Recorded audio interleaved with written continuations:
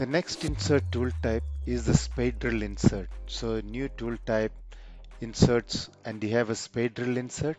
So once you open up the spade drill insert, it gives you a standard spade drill insert and you can modify all these operations based on your drawing. So this comes with the raised line fluting, which is done to relieve the OD. You've got the facet point, which is basically drawing the primary and secondary. You've got the lip groove, which is basically forming the rake surface. So you can use a 1F1, a form wheel, or a 1I1 based on your drawing.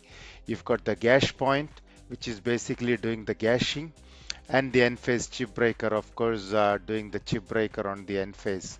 So these are the standard operations that comes in a spade drill, and all your digitizing is based on whether you want to go from the side, or you have normally the spade drills actually have a groove in the middle here, and it's based on that groove.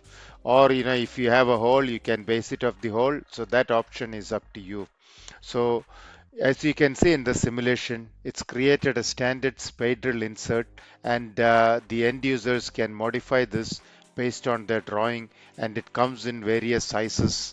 And similarly, the blanks also can be modified